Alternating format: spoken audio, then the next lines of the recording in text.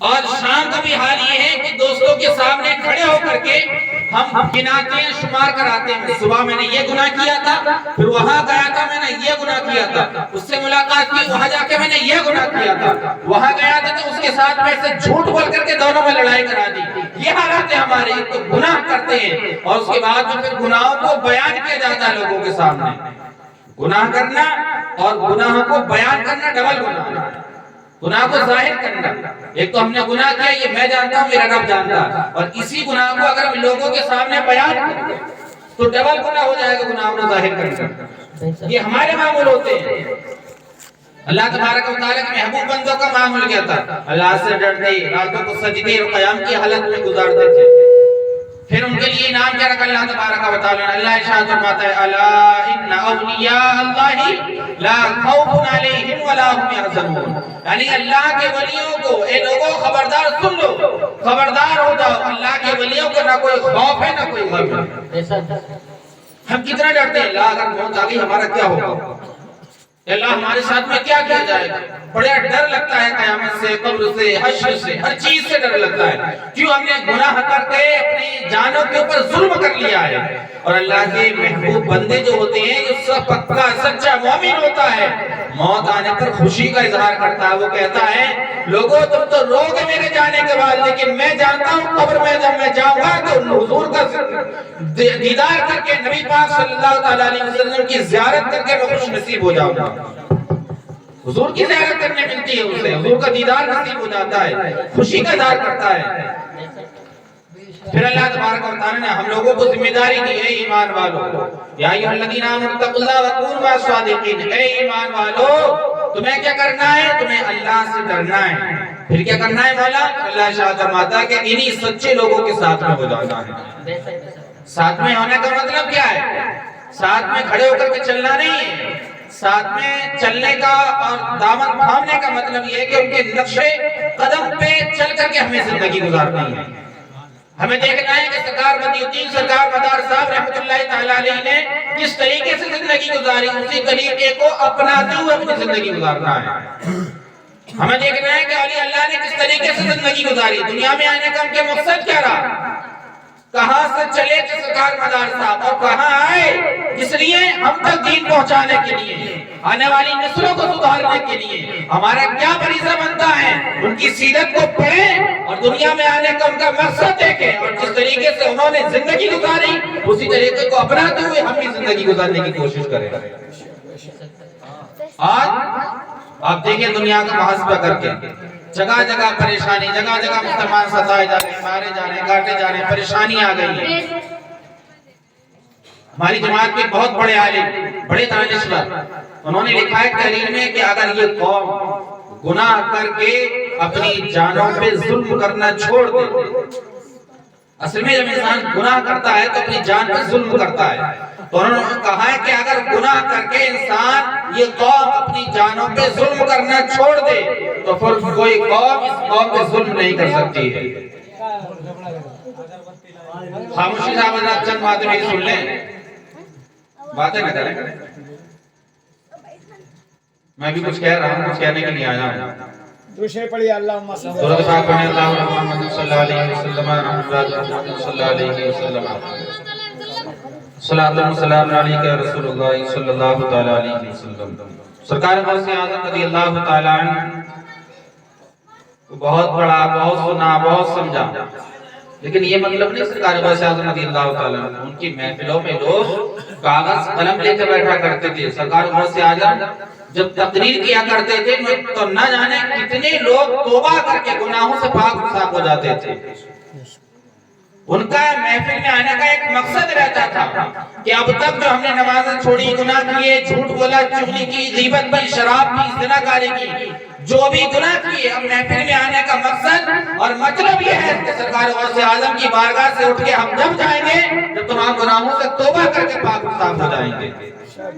ایک فکر لے کے محفل میں پاک میں شریک ہوتے تھے۔ ہمارے کیا ہے، ہمارے پڑوس میں محفل ہے، شریک ہو گئے، محلے والے نے کہا تھا تب ہم آ گئے، امام صاحب نے کہا تب ہم آ گئے، کسی کے کہنے کی وجہ سے آ گئے، اس لیے آئے کہ اگر ہمارے گھر پہ بھی میلاد ہوگی تو یہ بھی آ جائیں گے، اگر ہم نہیں جائیں گے تو ہمارے گھر بھی کوئی نہیں آئے۔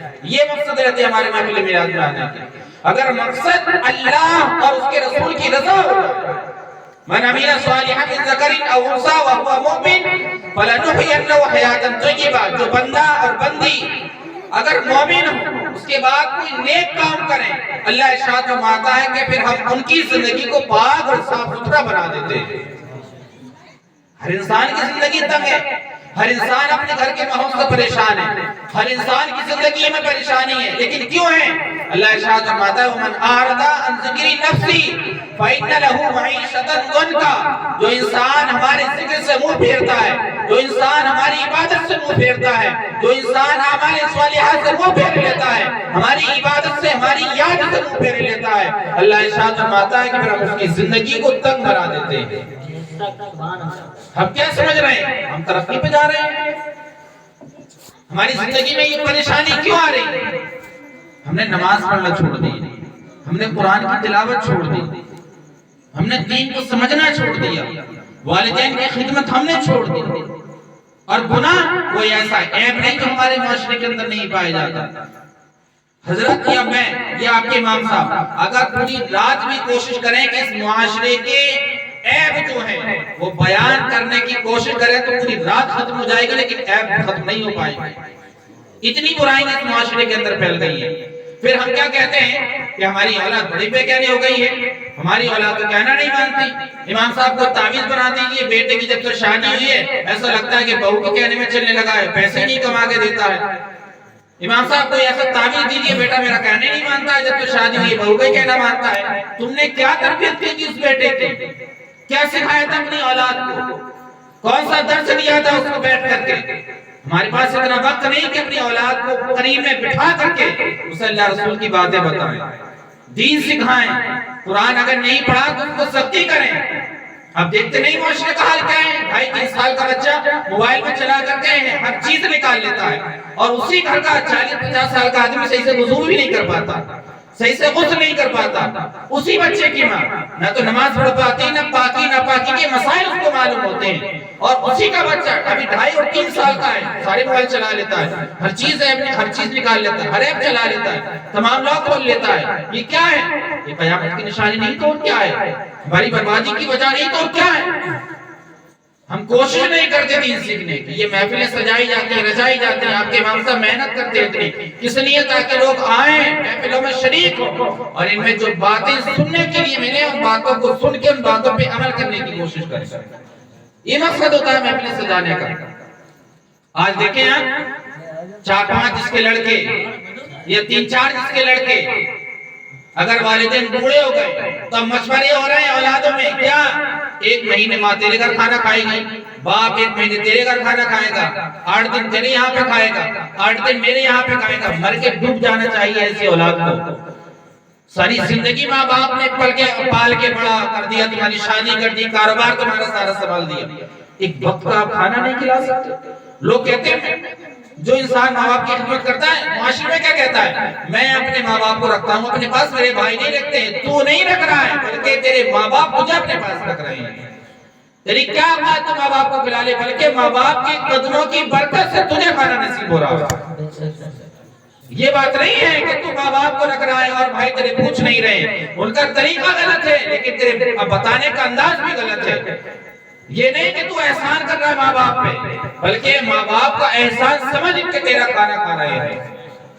آپ جانتے ہیں جس سے ماں راضی ہے اس کا رب بھی اس سے راضی ہو جاتا ہے، جس سے والدین راضی ہیں رب رسول بھی اس سے راضی ہو جاتے ہیں، اور جس سے ماں باپ راضی نہیں ہیں رات دن نماز پڑھتے رہو، قرآن پڑھتے رہو، سجدے میں پڑے رہو، درود پڑھتے رہو، حج کرتے رہو، صدقہ خیرات کرو، اگر ماں باپ نے بد دعا کر دی ہے نہ تو دنیا آپ کی کامیاب ہو سکتی ہے نہ آپ کی آخرت کامیاب ہو سکتی ہے۔ رسوا کر دیتا ہے اللہ تبارک و تعالی۔ نمازوں کا حال دیکھیں، ہمارے معاشرے کا حال کیا ہے؟ اگر بیٹا صبح اٹھ کے نماز پڑھنے نہیں جاتا تو ماں باپ کچھ نہیں کہتے ہیں، اور اگر صبح اٹھ کے اسکول نہیں گیا تو بس پڑھائی شروع، کلاس لگ جاتی ہے، فوراً ماں مارنا شروع کر دیتی ہے، بھائی الگ ڈانٹتا ہے، بہن الگ ڈانٹتی ہے، ماں باپ الگ اس سے مارتے ہیں، دادی دادا اس کو الگ ڈانٹتے ہیں۔ کیوں؟ اسکولوں میں پیسہ جا رہا ہے، بچہ پڑھنے نہیں جائے گا، پیسے برباد ہونے کی وجہ دکھ رہی ہے، سختی کرتے ہیں۔ دیکھیں ہمیں دنیا کی تو اتنی فکر ہو گئی ہے، اور بچہ صبح اٹھ کے نہ تو اس نے نماز پڑھی ہے، نہ قرآن پڑھا ہے، نہ مسجد میں پڑھنے گیا ہے، تو نہ تو باپ کو فکر ہے، نہ ماں کو فکر ہے، نہ بھائی کو فکر ہے، نہ والدین کو فکر ہے، کوئی کچھ نہیں کہہ رہا ہے اس سے۔ آپ کے بچے سے کیا سیکھیں گے؟ آپ کے بچے صرف اس سے یہ سیکھیں گے کہ ہمارے گھر والوں کی نظر میں اسکول کی پڑھائی کی اہمیت ہے، مسجد کی پڑھائی کی اہمیت نہیں ہے۔ ہماری اولاد اس سے یہ درس لے گی کہ ہمارے ماں باپ کی نگاہوں میں قرآن کی کوئی اہمیت نہیں ہے، اہمیت تو ہے اسکول کی پڑھائی کی اہمیت ہے۔ کوئی عالم یہ نہیں کہتا کہ اپنی اولادوں کو اسکول نہ پڑھاؤ، کالجوں میں نہ پڑھاؤ، پڑھاؤ، خوب پڑھاؤ، اتنے پڑھو کہ بیمار ہندوستان کی دوا بن جاؤ۔ لوگ آئیں تمہاری چوائس کریں کہ فلاں بستی میں فلاں بندہ بہت قابل ہے، اتنے پڑھو قابل ہو جاؤ، قلم اپنے ہاتھ میں اپنے قوم کے ہاتھ میں تھما دو، اٹھنا بیٹھنا چلنا پھرنا تمام ان کا کامیاب ہو جائے، لوگ عبرت حاصل کریں۔ اتنا پڑھاؤ اپنی اولادوں کو، دنیا بھی اتنی سکھاؤ، لیکن صرف دنیا نہ سکھاؤ، پہلے دین سکھاؤ پھر دنیا سکھاؤ۔ اگر ایک چیز آپ کی اولاد کے درمیان رہے گی، صرف دین رہے گی، صرف دنیا رہے گی، تو آپ کی اولاد آپ کے عذاب کا سبب بھی بن سکتی ہے۔ اس اولاد کے بارے میں لوگ امید کرتے ہیں کہ میری قبر پہ جا کے یہ فاتحہ پڑھ لے گا۔ اس اولاد کو اپنے اسکول کے ٹائم سے فکر نہیں ہے، اس اولاد کو اپنی دکان سے فرصت نہیں ہے، اس اولاد کو اپنے موبائل سے فرصت نہیں ہے، اس اولاد کے بارے میں ماں باپ گمان کرتے ہیں کہ میری قبر پہ جا کر کے فاتحہ پڑھ لے گا۔ جو اولاد آپ کے سامنے صبح اٹھ کے فجر کی نماز نہیں پڑھ پا رہی ہے، وہ اولاد آپ کی قبر پہ جا کر کے فاتحہ پڑھ لے گی جاٹ میں دن جا کر کے؟ کبھی نہیں ہو سکتا۔ اپنی نگاہوں کے سامنے میں نے ایسے ایسے منظر دیکھے ہیں کہ جن کے 4 اور 5 بیٹے باپ کا جنازہ پڑھائے، ایک بیٹے نے بھی شوز یا جوتے اتار کر کے جنازے کی نماز میں شرکت نہیں کی ہے۔ کیا گزرتی ہوگی باپ کی دل پہ؟ اور ان کے مکان دیکھا تو عالیشان 3-4 منزل مکان، وہ باپ کیا کہتا ہوگا لیٹا ہوا جس کی مٹی پڑی ہے کہ میں نے خون پسینہ کر کے ان کے مکان بنوائے، ان کو پڑھایا لکھایا، کوششیں کی، تمام محنت مشقتیں کی، آج یہ اس لائق بھی نہ ہو سکی کہ میری نماز جنازہ میں شرکت کر لیتے؟ نہیں روکا ہوگا وہ باپ۔ جو ماں ہمیں چلنا سکھاتی ہے، اسی ماں کو دھکے دے کر کے گالیاں بک کر کے اپنے گھر سے نکالا جاتا ہے۔ جس ماں نے ہمیں بولنا سکھایا اسی ماں سے زبان لڑائی جاتی ہے، جس ماں نے ہمیں چلنا سکھایا اسی ماں کی بے قدری کی جاتی ہے، گھر سے نکالا جاتا ہے۔ یہ قیامت کی نشانی نہیں تو کیا ہمارے گھروں میں آگ نہیں برسے گی تو کیا برسے گا؟ اتنا ہم سب کچھ کر رہے ہیں تو امید لگائیں کہ آسمان سے پھول برسیں گے ہمارے گھروں میں؟ کبھی نہیں ہوگا صاحب۔ جزاءً وفاقا آیا ہے قرآن عظیم کے اندر، مطلب جیسی کرنی ایسی بھرنی۔ اس میں دیکھیں دونوں کی غلطیاں ہیں، یہ نہیں کہ صرف اولاد ہی کی غلطی ہے، ماں باپ کی بھی شرکت ہے اس میں غلطی میں۔ جیسے ماں باپ نے نہیں سکھایا تو وہ سیکھے نہیں، اگر ماں باپ نے سکھا دی تو وہ سیکھتے بھی۔ اچھا سیکھیں گے کب؟ اگر آپ اپنے بیٹے کو امام صاحب کے پاس چھوڑ دیں گے جا کر کے اور کہیں گے امام صاحب میرے بیٹے کو قرآن پڑھانا ہے، حدیث بھی پڑھانی ہے، آپ کا بچہ مسجد میں جائے گا پڑھنے، قرآن بھی پڑھ لے گا، حدیث بھی پڑھ لے گا، اس کے بعد مدرسہ الجامعۃ الاحمدیہ میں آپ اپنے بچے کا ایڈمیشن کرا دیں، عالم کا کورس کر لے، حافظ بن جائے، قرآن کو ترجمے سے پڑھنے لگے، حدیث کو پڑھنے لگے، پھر وہ اولاد پڑھے گی آپ کے قرآن عظیم کے اندر وَبِالْوَالِدَيْنِ إِحْسَانًا۔ اللہ نے قرآن میں ارشاد فرمایا کہ والدین کے ساتھ میں احسان کرو۔ یہ چیپٹر کہیں نہیں پڑھائے جاتے اسکول اور کالجوں میں، ماں باپ کے ساتھ میں احسان کرنا ہے۔ جب آپ کا بیٹا قرآن پڑھ جائے گا تو وہ قرآن میں کہے گا، پڑھے گا۔ اللہ نے ارشاد فرمایا کہ اپنی ماں اور باپ سے اف تک نہ کہو، زبان نہ لڑاؤ ان سے۔ کہا گیا کہ جس طریقے سے بادشاہ سے بات کرنے میں غلام کرتا ہے، غلام سوچتا ہے کہ ایسا نہ ہو کہ کوئی شان میں گستاخی ہو جائے بادشاہ سلامت کے اور مجھے اپنی بارگاہ سے بھگا دے، ڈر لگتا ہے اس سے۔ اسی طریقے سے اولاد کو حکم دیا گیا ہے جب انہیں ماں باپ سے ایسے ہی ڈر ڈر کے بات کیا گیا۔ بزرگوں کی تاریخ تو آپ پڑھیں، سرکار غوث اعظم رضی اللہ تعالیٰ عنہ کا جو مقام ملا یہ صرف ماں باپ کی محنت تھی، اللہ کا فضل تھا۔ ماں باپ کی محنتوں نے انہیں غوث بنا دیا، قطب بنا دیا، ابدال بنا دیا، تمام ولیوں کا سردار بنا دیا۔ جب ماں باپ اچھے ہوتے ہیں تو کبھی غوث اعظم دنیا میں تشریف لاتے ہیں، کبھی غریب نواز دنیا میں تشریف لاتے ہیں، کبھی خواجہ قطب الدین بختیار کاکی رحمۃ اللہ تعالیٰ علیہ دنیا میں تشریف لاتے ہیں۔ جب ماں باپ اچھے ہوتے ہیں تو کبھی سرکار مدار صاحب دنیا میں تشریف لاتے ہیں۔ غلطیاں ہیں صاحب دونوں۔ ہم کیا سوچتے ہیں جب 10 15 20 سال کا بچہ ہو جائے گا تب اس کی تربیت کی جائے گی، یہ غلط ذہن ہے لوگوں کا۔ تربیت بچے کی اس کے ماں کے پیٹ میں آنے کے وقت سے شروع ہو جاتی ہے۔ بچہ ماں کے پیٹ میں آیا، تربیت اس کی شروع کیسے؟ آپ جانتے نہیں، عورتوں کو منع کر دیا جاتا ہے سردی کے موسم میں نہانا نہیں ٹھنڈے پانی سے، کوئی ٹینشن کی بات نہیں بتانی۔ کیوں؟ ڈاکٹر کہتے ہیں کہ جب اس کی دماغ پہ اثر جائے گا تو بچے کے برین کا نقصان ہونے کا اندیشہ ہے، اس کا دماغ خراب ہونے کا اندیشہ ہے۔ اگر ماں کو کوئی غلط بات یا صدمے کی بات بتا دی جائے گی، اس کے بچے کے دماغ پہ اثر جائے گا۔ کیوں؟ بچہ تو پیٹ میں ہے، اس کے دماغ سے پیٹ سے کیا مطلب ہے؟ ڈاکٹر بتاتے ہیں کہ بچے پہ اثر جائے گا۔ اب دیکھیں، جب دنیا میں تشریف لے آتا ہے تو ماں کو منع کر دیا جاتا ہے ٹھنڈی گرم چیز استعمال کرنے سے۔ تو جب بیماریوں کا اثر، ٹینشن کی بات کا اثر، ہر چیز کا اثر ماں کا بچے پہ جا رہا ہے، بچہ بازو میں سائیڈ میں لیٹا ہے پھر بھی اس کے اوپر اثر جا رہا ہے، ماں بیمار ہو رہی، بچہ پہلے بیمار ہو رہا ہے۔ تو آپ اندازہ نہیں لگا سکتے، جو مائیں سیریل دیکھ رہی ہیں بچے گود میں لیٹے ہیں، جو مائیں مووی دیکھ رہی ہیں بچے گود میں لیٹے ہیں، مائیں جھوٹ بول رہی ہیں بچے گود میں لیٹے ہیں، مائیں غیبت کر رہی ہیں بچے گود میں لیٹے ہیں، مائیں گالیاں بک رہی ہیں بچے گود میں لیٹے ہیں، ماں غیبت چغلخوری کر رہی ہیں بچے گود میں لیٹے ہیں۔ تو جو وہ کر رہی ہیں وہ تمام باتوں کا اثر بھی ان بچوں پہ جاتا ہے۔ کیا سمجھتی ہیں مائیں؟ بچے نہ سمجھ نہیں جانتے، وہ تمام چیزوں کا اثر ان بچوں کے اوپر جاتا ہے، پھر بڑے ہو کر کے وہی ناچنا چاہتے ہیں، جو دیکھتے ہیں جیسا دیکھتے ہیں ویسا ہی کرتے ہیں۔ اب مثال لے لیجیے سرکار غوث اعظم رضی اللہ تعالیٰ عنہ کی، بسم اللہ خوانی ہونے کے لیے گئی غوث اعظم کی۔ آپ جانتے ہیں استاد نے جب پڑھانا شروع کیا، پڑھو بیٹا، آپ نے پڑھا اعوذ باللہ من الشیطان الرجیم بسم اللہ الرحمن الرحیم الحمدللہ رب العالمین الرحمن الرحیم مالک یوم الدین ایاک نعبد و ایاک نستعین اہدنا الصراط المستقیم صراط الذین انعمت علیہم غیر المغضوب علیہم ولا الضالین۔ سرکار غوث اعظم رضی اللہ تعالیٰ نے پہلا پارہ پڑھا، دوسرا، تیسرا، چوتھا، پانچواں، 18 پارے غوث اعظم رضی اللہ تعالیٰ نے پڑھ دی۔ کب؟ تقریباً 4 سال کی عمر تھی آپ کی، بسم اللہ خوانی کے وقت میں۔ کیوں بڑے استاد کہنے لگے بیٹا بس، کہنے لگے ہاں جب میری ماں پڑھا کرتی تھی قرآن عظیم کی تلاوت کیا کرتی تھی، میں ماں کے پیٹ میں تھا، میں نے سن کے ساری پارے یاد کر لیے تھے۔ ماں کا اثر نہیں جائے گا۔ اسی طریقے سے کوشش کریں اپنے گھروں کو خراب کیجئے۔ بیان کرنا کچھ اور تھا لیکن بات کہیں اور چلی گئی۔